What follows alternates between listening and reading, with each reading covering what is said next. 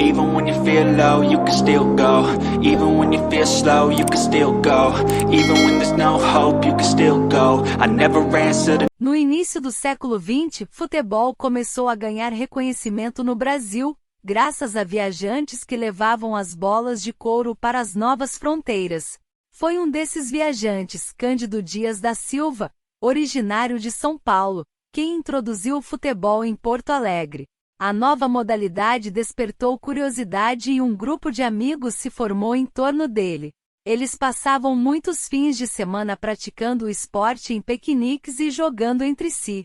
Em 7 de setembro de 1903, 2 jogadores do Esporte Clube Rio Grande vieram à cidade para uma demonstração de futebol, o que foi uma ótima oportunidade para os porto-alegrenses aprenderem mais sobre o esporte.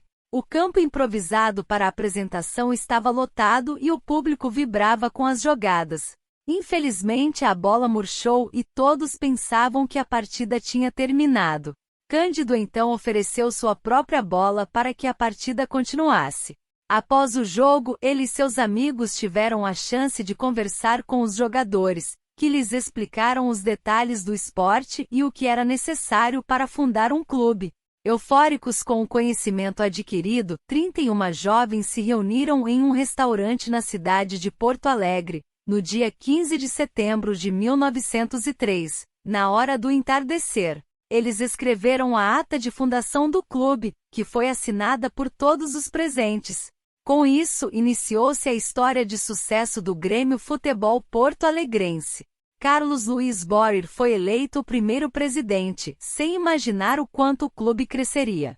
As cores escolhidas foram Havana, quase alaranjado, e azul, mas devido à falta de tecido Havana no comércio, as cores foram alteradas para preto e branco. A ata de fundação do Grêmio, registrada em 15 de setembro de 1903, diz o seguinte: em 15 de setembro de 1903, os abaixo-assinados se reuniram no Salão Grau localizado na Rua 15 de Novembro, na capital, para discutir a criação de uma sociedade esportiva dedicada ao futebol.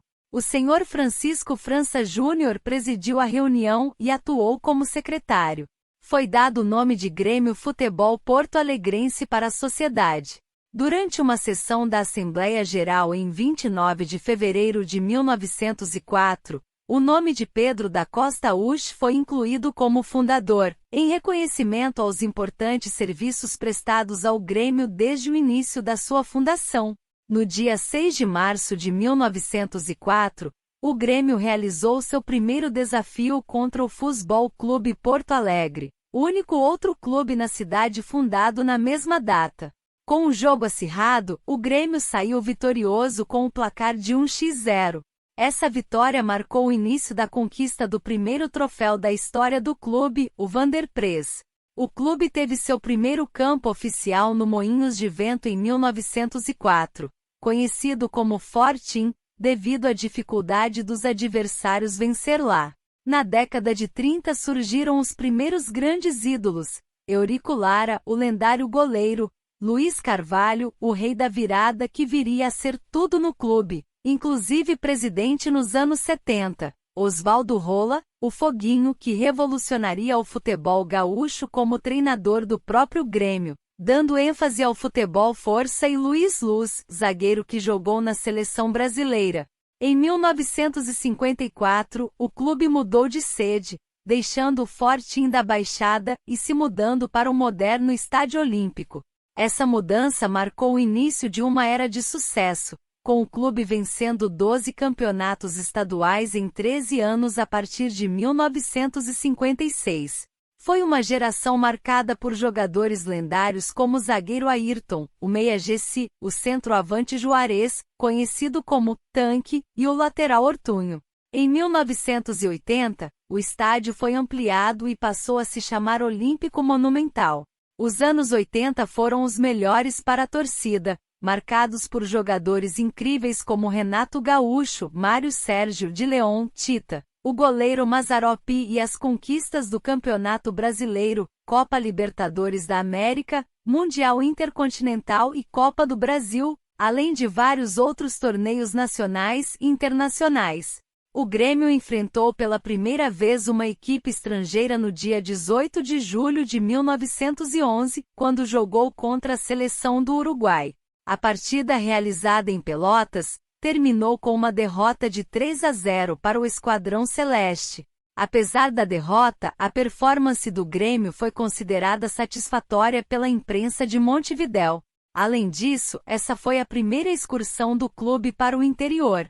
Em 25 de agosto de 1912, o Grêmio obteve a maior vitória de sua história, vencendo o Sport Clube Nacional de Porto Alegre por 23-0. O jogador Sisson foi o destaque do jogo, marcando 14 gols. Em outubro desse mesmo ano, o Grêmio inaugurou seu primeiro estádio, mas logo em seguida, ele já se mostrou pequeno para acomodar o grande público interessado em assistir os jogos contra times de São Paulo e Rio de Janeiro. Em 17 de setembro de 1916, o Grêmio venceu a seleção do Uruguai com placar de 2-1, marcando a primeira vitória internacional do time, e conquistando a Taça Rio Branco. A primeira viagem internacional do Grêmio foi em 1936, quando o time viajou para Rivera, no Uruguai, e venceu o Oriental Athletic Clube por 2-0. Até os anos 50, o Grêmio não admitia jogadores negros em sua equipe. Em 1953, Tesourinha, ex-jogador do arquirrival Internacional, quebrou essa barreira ao se transferir para o Grêmio. Desde então, o clube não tem mais qualquer tipo de preconceito. A primeira sede própria do Grêmio foi adquirida em 1951, e ficava no 5 graus andar do edifício Brasília, na Travessa Leonardo Truda, no centro da cidade. A administração do clube funcionou ali por quase 20 anos. Em 1961, o Grêmio realizou sua primeira turnê na Europa. Durante essa excursão, foram disputados 24 jogos, com 12 vitórias, 4 empates e 8 derrotas. O time marcou 60 gols e sofreu 36.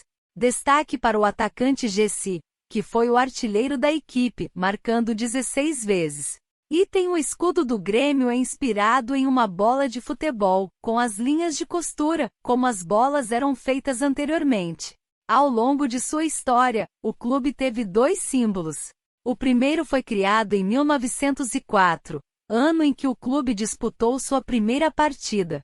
Esse desenho original permaneceu até 1963, quando a palavra futebol foi substituída por Grêmio, no centro do logotipo, e o ano de fundação foi incluído na parte superior. Em 1985, 3 estrelas foram adicionadas acima do escudo do clube na camiseta.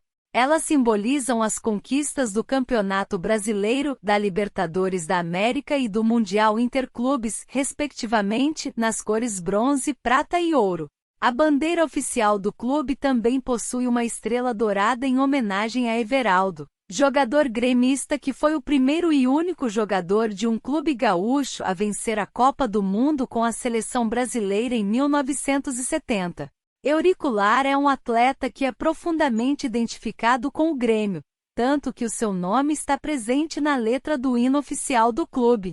Ele é um goleiro natural de Uruguaiana que jogou pelo Grêmio em 16 temporadas, de 1920 a 1935. Durante o período do amadorismo. Ele é considerado um símbolo do jogador gaúcho e uma lenda dentro da história de mais de 100 anos do Grêmio, devido aos seus dotes morais e técnicos elevados.